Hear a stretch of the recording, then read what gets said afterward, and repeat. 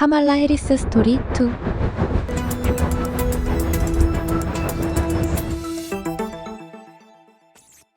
대선 출마를 선언한 상원의원 카말라 해리스. 연방 상원의원 신분이던 카말라 해리스는 2019년 1월 21일 2020년 대통령 선거 출마를 공식 발표했다. 2019년 6월 첫 민주당 대선 후보 토론회에서 해리스는 조 바이든에게 과거 인종 문제와 관련하여 조 바이든이 과거 버싱으로 불리는 흑백 통합 정책에 반대했다는 사실을 지적하며 바이든을 곤혹스럽게 만들었다. 조 바이든은 과거 미국 흑인 민권운동이 활발하던 시기에 델라웨어주의 상원의원을 지내며 버싱을 반대한 것뿐만 아니라 인종 분리주의를 옹호하는 상원의원들과 협력하면서 그들을 좋은 사람이라고 칭찬한 경력 때문에 빈축의 대상이 되었다. 버싱 정책은 1970년대 미 교육부가 흑백 학생 통합 정책의 일환으로 흑인 학생들을 백인 학생들과 같은 스쿨버스로 통학시키는 정책을 말한다. 이 TV 토론에서의 활약 덕분에 해리스의 지지율은 급상승했고 엘리자베스 워런 그리고 버니 샌더스와 함께 2위권을 형성하며 상승세를 탔지만 그 후 별다른 인상적인 모습을 보여주지 못하면서 다시 하위권 주자로 내려앉았다.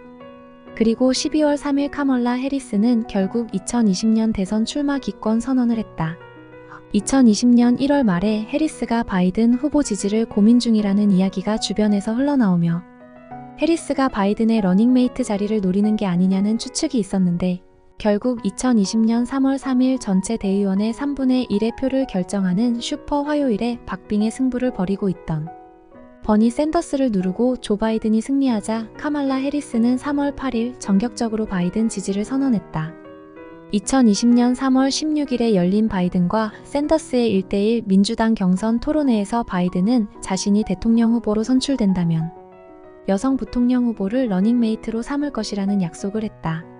7월 말 사진에 찍힌 바이든의 기자회견장 메모에 해리스의 이름이 가장 위에 올라 있어서 해리스가 러닝메이트로 가장 유력하다는 관측이 제기됐다. 미국 역사상 최초의 여성 부통령이 된 카말라 해리스. 결국 2020년 8월 11일 바이든은 젊은 세대에게 어필할 수 있는 해리스를 러닝메이트로 선택했다고 발표했다. 해리스는 막바지까지 수전 라이스전 백악관 안보 보좌관과의 치열한 경쟁 끝에 바이든의 러닝메이트로 선택되었다. 그녀는 최초의 아프리카계 미국인이며 최초의 인도계 미국인이자 제럴딘 퍼라로와 세러 팰린에 이어 주요 정당 부통령 후보로 선출된 세 번째 여성이었다. 2020년 8월 12일 바이든의 정치적 고향인 델라웨어주 윌밍턴에 있는 한 고등학교에서 부통령 후보로서 조 바이든과 함께 첫 기자회견을 가진 카말라 해리스는 미국이 새로운 리더십을 간절히 바라고 있다며 트럼프 행정부를 실패한 정부라고 규정했다.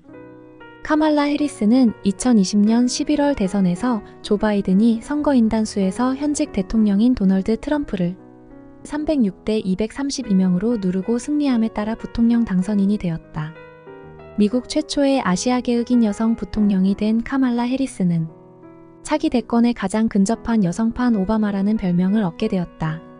조 바이든 정부의 부통령이 된 카말라 해리스는 몇 가지 주요 이니셔티브에 집중했으며 바이든 행정부가 가장 자랑할 만한 일부 업적에서 중요한 역할을 해냈다. 우선 전국적인 재생산권 자유를 향한 투쟁 투어를 돌며 여성들이 자신의 신체에 대해 자유롭게 결정을 내릴 수 있어야 한다고 외쳤다. 해리스는 낙태 금지가 끼칠 해악을 강조하는 한편 지난 2022년 보수화된 연방 대법원이 헌법상 낙태권 보장을 뒤집은 로데 웨이드 판결을 복구하라며 의회에 촉구했다. 또한 여야 의석이 동수인 상원에서 해리스는 역사상 가장 많은 캐스팅 보트를 행사했다.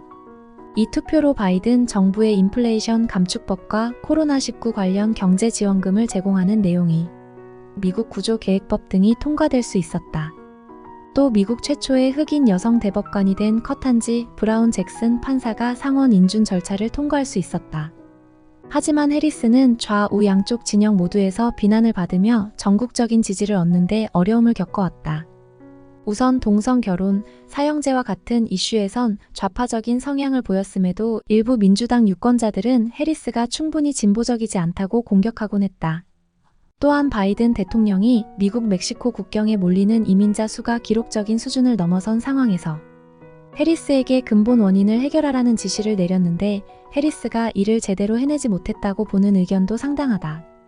그녀가 그 후 6개월 만에 국경 지역을 찾았다는 소식엔 공화당은 물론 일부 민주당원들도 반발했다.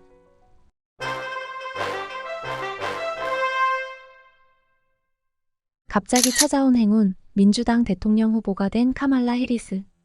미국의 제49대 부통령 카멀라 해리스는 2024년 미국 대통령 선거에서 재선에 도전하는 조 바이든 대통령의 부통령 후보 러닝메이트로서의 역할을 다할 것으로 예상되었다. 하지만 6월 27일 CNN이 주최하는 TV 토론회에서 바이든이 전직 대통령 도널드 트럼프를 상대로 형편없는 모습을 보여주고 설상가상으로 2024년 7월 14일 펜실베니아에서 도널드 트럼프를 목표로 한 암살 미수 사건까지 터지면서 민주당 내에서는 바이든 회의론이 고개를 들며 후보 교체론이 거세져갔다. 실제로 트럼프 암살 미수 사건 이후 바이든은 모든 경합주 여론조사에서 트럼프에게 밀리는 상황이었다. 결국 그간 강력하게 차기 대선 후보직 사퇴를 거부해오던 현직 대통령 조 바이든이 7월 21일 전격적으로 대선 후보 사퇴를 선언하면서 부통령 해리스 지지를 표명했다.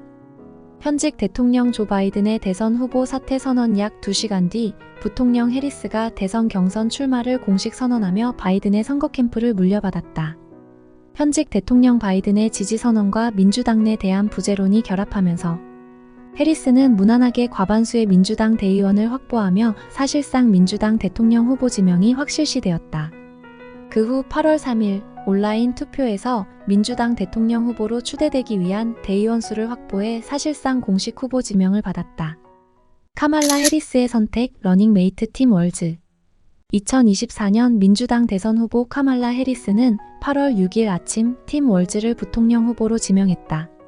그리고 같은 날 오후 민주당은 카멀라 해리스와 팀 월즈를 2024년 11월 대선 공식 후보로 선정했음을 발표했다. 2024년 미국 대선에서 민주당 부통령 후보로 지명된 팀 월즈는 현직 미네소타 주지사다. 팀 월즈는 1964년 4월 6일 미국 네브래스카의 시골 마을인 웨스트 포인트에서 한국 전쟁 참전 용사의 아들로 태어났다. 그는 학창시절 농장에서 농사일을 도우며 어린 시절을 보냈고 1982년에 뷰트 고등학교를 졸업할 때 졸업생이 불과 25명에 불과한 외딴 시골에서 성장했다. 그는 한국전쟁 참전 군인이었던 아버지의 권유에 따라 고교 졸업 후 17세에 주 방위군에 입대하여 5년간 상근 부사관으로 근무했고 2005년까지 25년간 비상근 주 방위군으로 복무하다 포병 원사로 퇴역했다. 팀 월즈는 미국 군복무자 우대 혜택을 받아 대학에 진학하여 1989년 네브래스카주 채드런 주립대학교에서 사회과학 교육 전공으로 학사학위를 받고 졸업한 후 네브래스카주 공립학교에서 교사 생활을 하다가 같은 학교 교사였던 아내의 권유로 아내의 고향인 미네소타주 맨케이토로 이주해 고등학교 지리교사 및 미식축구 코치 생활을 했다. 그는 대학 졸업 직후인 1989년부터 1990년까지 중국 광저우 포산시 포산 제1중학교에서 학생들에게 영어와 미국사를 가르쳤고 귀국 이후 신혼여행도 중국으로 가기도 했는데 이런 특이한 경력 때문에 공화당에서는 그가 골수 친중이라고 공격하지만 오히려 월즈는 이러한 경력을 기반으로 중국 내 민주주의 및 인권 문제를 강력하게 비판해왔다고 주장한다. 그는 또 2001년 미네소타 주립대 맨케이토에서 리더십 교육으로 석사학위를 받았다. 2006년에 정치에 입문한 월즈는 미네소타에서 6선 하원 국회의원을 역임했고 2018년에는 주지사 선거에 출마해서 재선 주지사로 재임 중이다. 팀 월즈는 대중연설과 토론에 능해서 지지자들에게 간결하면서도 강하게 의견을 말할 수 있는 장점을 가지고 있다.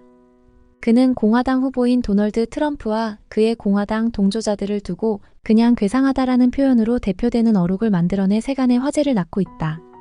일부 대중들이 그가 실제 나이보다 더 나이 들어 보인다는 외모 지적에 대해서 그는 장담컨대 20년 동안 급식실 감독을 하면 머리카락이 남아날 수 없다라고 재치있게 받아쳤다.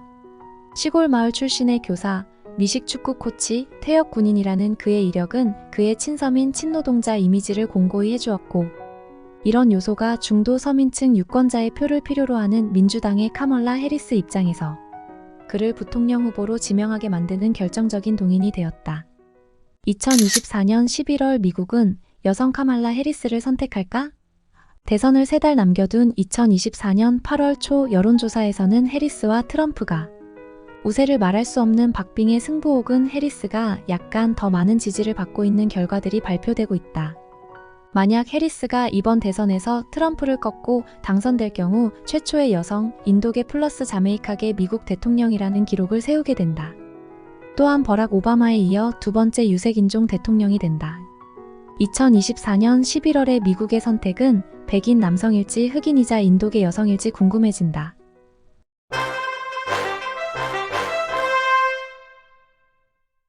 재미있는 카멀라 해리스 스토리를 시청해주셔서 감사합니다.